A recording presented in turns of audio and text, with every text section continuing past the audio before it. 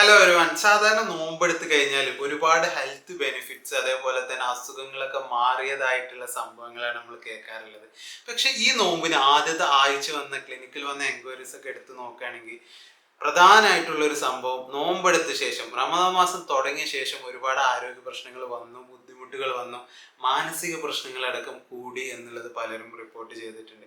അതിൽ രണ്ട് മൂന്ന് പ്രധാന കാര്യങ്ങളാണ് നമ്മൾ ശ്രദ്ധിക്കേണ്ടത്.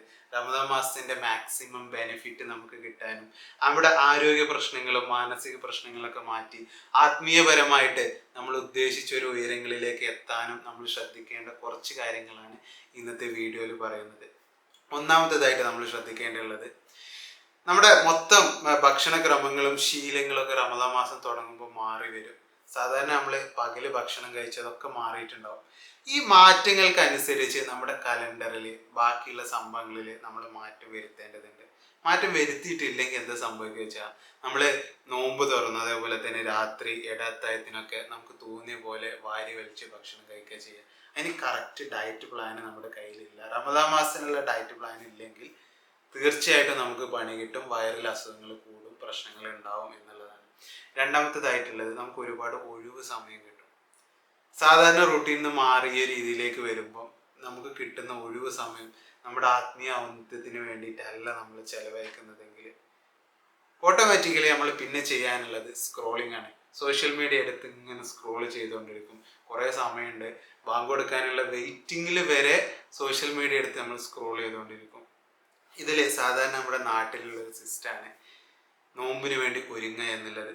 തേച്ചുകുളി, വീടൊക്കെ ക്ലീൻ ആക്കി നോമ്പിന് വേണ്ടി ഒരുങ്ങും, റമദാൻ മാസത്തിന് വേണ്ടി ഒരുങ്ങും. അതേപോലെ ഈ ഒരു കാലഘട്ടത്തിൽ നമ്മൾ ഒരുക്കി വെക്കേണ്ടത് നമ്മുടെ മൊബൈൽ ഫോണുകളാണ്. നിങ്ങൾ എന്നെങ്കിലും നിങ്ങളെടുത്ത സബ്സ്ക്രൈബേഴ്സിൻ്റെ നിങ്ങൾ ഏതൊക്കെ ചാനൽസ് സബ്സ്ക്രൈബ് ചെയ്യുന്നു, ആരെയൊക്കെ ഫോളോ ചെയ്യുന്നു, എന്തൊക്കെ കാണുന്നു എന്നുള്ളതിനെ കുറിച്ച് ചിന്തിച്ച് അതിൽ ഫിൽറ്റർ ചെയ്ത് അതിൽ മാറ്റങ്ങൾ വരുത്താൻ ശ്രദ്ധിച്ചിട്ടുണ്ടോ? നിങ്ങൾ കാണുന്ന ചാനൽസുകളിൽ അതിൽ വരുന്ന കണ്ടന്റുകൾ നിങ്ങളുടെ മാനസികമായി ബാധിക്കുന്ന കാര്യങ്ങളൊക്കെ വീണ്ടും കണ്ടുകൊണ്ടിരിക്കുകയാണോ, അതിങ്ങനെ സ്ക്രോൾ ചെയ്തുകൊണ്ടിരിക്കുകയാണെങ്കിൽ ഈ റമദാൻ മാസം നിങ്ങളിൽ ഒരു മാറ്റവും വരുത്തില്ല. ഖുർആൻ വളരെ സ്പെസിഫിക് ആയിട്ട് പറഞ്ഞൊരു സംഭവമുണ്ട്. നിങ്ങൾക്ക് ഭക്ഷണം കഴിക്കാൻ മാത്രമാണ് നിങ്ങൾ മാറ്റി വെക്കുന്നതെങ്കിൽ, പട്ടിണി കിടന്ന് ബാക്കിയുള്ള കാര്യങ്ങളും നിങ്ങൾ ശ്രദ്ധിച്ചിട്ടില്ലെങ്കിൽ നിങ്ങൾ പട്ടിണി കിടക്കേണ്ട കാര്യമില്ല. അതുകൊണ്ട് നിങ്ങൾക്ക് ഒരു ഉപകാരവും കിട്ടാനില്ല എന്നാണ്.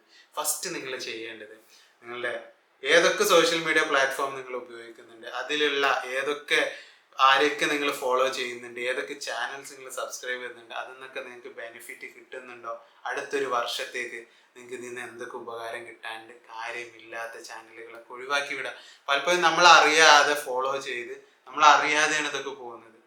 നമ്മുടെ ലൈഫ് പോലും നമ്മൾ അറിയാതെ, നമ്മുടെ മാനസികാരോഗ്യം നമ്മൾ അറിയാതെ പോകുന്നു എന്നുള്ളത് വളരെ അപകടം പിടിച്ചൊരു സംഭവമാണ്.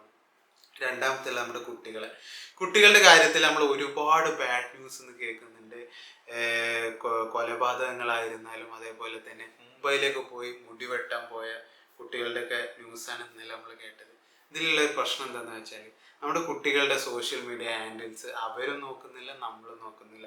അവർക്ക് ഡിജിറ്റൽ ലിറ്ററസി നമ്മൾ കൊടുക്കുന്നില്ല. 18 വയസ്സ് വരെയുള്ള കുട്ടികളുടെ മൊബൈൽ ഫോണും ഈ റമദാനെങ്കിലും നിങ്ങൾ എടുത്ത് നോക്കുക. ഏതൊക്കെയാണ് ചാനൽസ് അവർ കാണുന്നത്, എന്തൊക്കെയാണ് ഇവർ ഈ മൊബൈൽ എടുത്ത് കാണിച്ചു കൂട്ടുന്നത് എന്നുള്ളത് നോക്കുക, മോണിറ്റർ ചെയ്യുക. റമദാൻ മാസത്തിലെങ്കിലും അതിൽ ആവശ്യമില്ലാത്തൊക്കെ അൺസബ്സ്ക്രൈബ് ചെയ്യുക, കളയുക, അൺഫോളോ ചെയ്ത് കളയുക.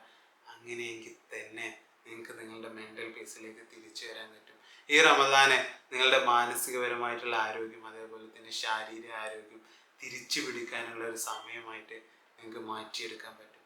Thank you.